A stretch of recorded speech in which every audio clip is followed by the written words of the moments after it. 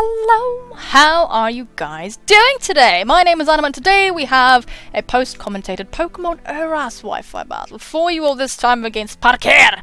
And he's got a very scary what? He's got a very scary team indeed. Really, really fat, and I can't do shit about the chestnut. Spoiler alert, ladies and gentlemen, my Gengar is the only thing that can touch it with a non-stab dazzling gleam that his tentacle resists. So it's very, very sad and tragic, and I'm just gonna put that out there for you all.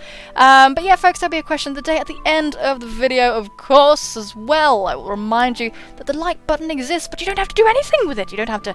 You can make your decisions about fondling it, touching it, squeezing it, pleasing it at the end of the video after watching, of course, but you can as well be a complete and utter rebel and like it right this very moment, and I wouldn't blame you. I would congratulate you on your raucous rebellion. So without further ado, let's hit play, and you guys will see precisely what I witnessed this battle. So there's the challenge, and I'm going to lead with Zeodine, thinking I had the best situation against pretty much most of his team with that. So he's going to lead with Women's Work, which is a gross nickname, dude. Change that shit. And I misclicked here and went for the Thunder Wave, which really, really sucked because I could have got some good damage off on this thing, and it was really, really, really annoying. But yeah, I just wanted to T-bolt this thing because I knew it would do good damage. I really did, and it did do good damage. So I'm just going to go for the T-bolt because I just want to get as much damage on this thing as possible. And he is going to get his Citrus Berry off, which is really, really nice. I feel pretty happy about him having a Citrus Berry at this point because I thought, oh, at least he's not going to go to bed, and that's all the recovery he's going to be able to do. So he is going to switch out and go into the Goodra, and I can't touch this Goodra, to be honest, with Cheshire. I go for the Shadow Ball, and that is an assault vested as hell Goodra dripping all over the battlefield. It's just gross, dude. Stop dripping out. Why are you doing that for? Why? But I go into Goodra, and Dragon Pulse is going to be taken completely easily. It's absolutely no problem there. And yeah, it's all gravy, to be honest. So I do actually predict him to switch back into his Rotom, so I am going to switch out into my Garchomp. And before you question this, my Garchomp is the only one that will lure the Rotom into actually staying. Yeah, so I can kill it with an Outrage. I don't have Dragon Claw, I have Outrage, and I'm a bulky Garchomp, so I wouldn't have minded if he'd somehow lived and burnt me and all that jazz. That would have been fine because I have Rest and so on and so forth. And yeah, my Heatran couldn't touch that Rotom anyway, so I knew it was going to come in. Anyway, out comes Hard Body, who Spiky shields me and actually snaps me out of my Outrage, which is really, really nice. It is really, really nice indeed. So we are going to get an EQ off, and I kind of did this just to stay in so that my Garchomp would get Leech Seeded, so the Leech Seed followed by the Spiky Shield would happen there, and I would get a free swap out into my Godstruct. So I do get that free switch, and yeah, but he is just going to go for the Drain Punch instead of the Spiky Shield, and that was kind of okay, but I went to Godstruct to intimidate him, plus my Godstruct is the only real thing that can kind of wall this thing completely at this point, but I can't regain health, which is very, very sad, and I can't actually attack this thing either, so I want to intimidate it just in case my Heatran was going to come in at some point and not get and take a Drain Punch and stuff, because it's going to do a lot of damage, because Chestnut's attack is pretty damn good, and the Drain Punch is really, really upsetting, so he's going to go for the Seed Bomb and catch Cheshire. I was hoping for the Drain Punch at that point, of course,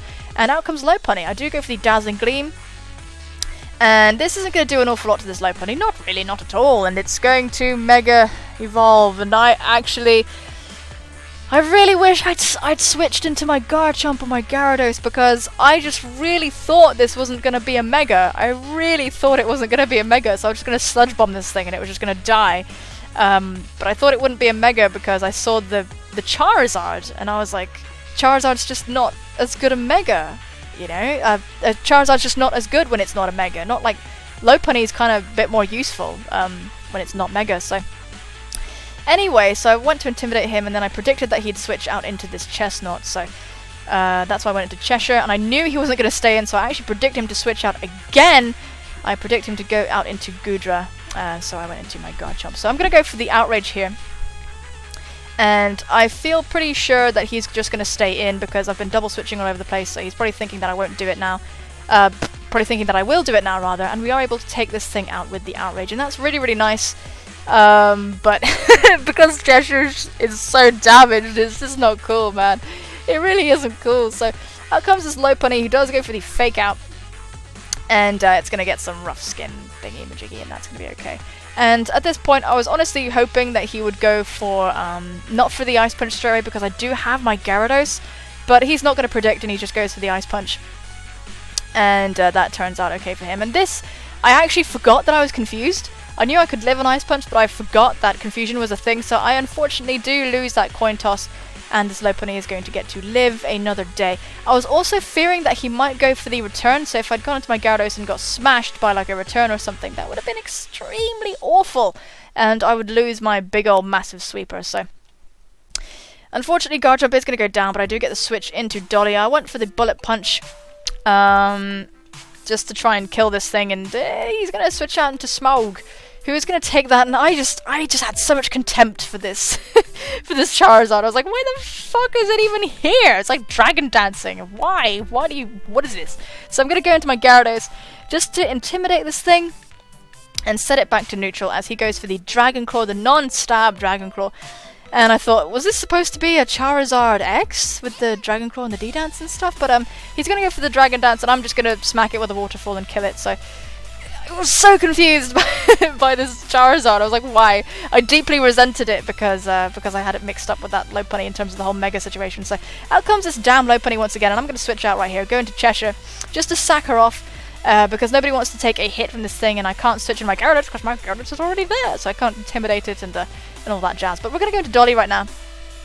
And we are fighting a very serious uphill battle as my opponent switches out once again, goes into Hard Body, and this time I went for the U-turn knowing that he was going to switch into Hard Body, so Hard Body actually, you know, doesn't take that quite as well as I thought Chestnut would, but, you know, it's still a neutral hit, and it still just ate that up completely, so I am going to go into my Goober, and at this point I was like, I just need to Toxic him just once. I just need to Toxic him once, then we have a chance, but no, he is going to switch into the Tentacruel.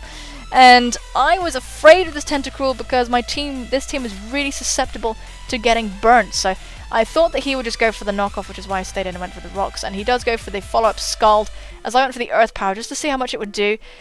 And we're both specially defensive tanks, and it's just not good, and this Earth Power doesn't do anywhere near enough, so I'm going to switch out into Dolly. And my thinking here was to kind of try and bunny hop into my Gyarados, or freak this thing out somehow. But he has no reason to switch, really, because I'm now burnt and he resists everything I do, but he is actually going to withdraw. So I was like, okay, this is alright, I think. Kinda. We're gonna go for a burnt Bullet Punch though, and it's not gonna do jack shit. And we're gonna get hit by the Rocky Helmet. Oh, that's the first time we've actually learnt that it has a Rocky Helmet, by the way, so... I'm going to go for the Roost, just to give Dolly... Dolly right now is a sponge. She can't really hit things, but she can take hits, so... There's the Leech Seed. And I was really hoping that he would just follow up with the next turn with like a nice, predictable, bog standard, I'm just using Chestnut, Spiky Shield, but as you're going to find out, it doesn't quite work out like that. He's going to go straight for that Drain Punch. And there goes Goober. And Goober is really, really hurt right now, and I can't do anything about it because he's got a Tentacruel. So I can't actually do anything to him anymore. I do predict him switching out to the Tentacruel, but it does not matter how many predictions I've made this game. My losing Gengar was my taking that fake out with Gengar is exactly what cost me the game. I can't do anything about it now. We're gonna get scalded there, that's kind of okay.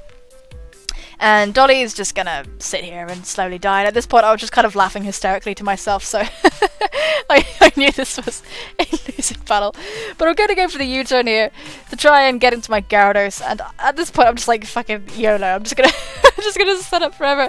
By the way, I've got nothing to hit that Chestnut with because my full moveset on my Gyarados is D-Dance, Waterfall, EQ, and Crunch, so it resists every single one of my moves. Every single one of them, absolutely indiscriminately. So I just go for that Dragon Dance, and I go for another one, and it's all good. And he's gonna go for the Leech Seed.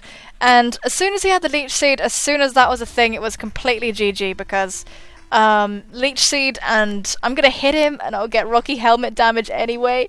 So it's really uncool. He's gonna go for the Spiky Shield as I just went for the Dragon Dance because I thought he was just going to go for the Spiky Shield because he can't play around with me right now.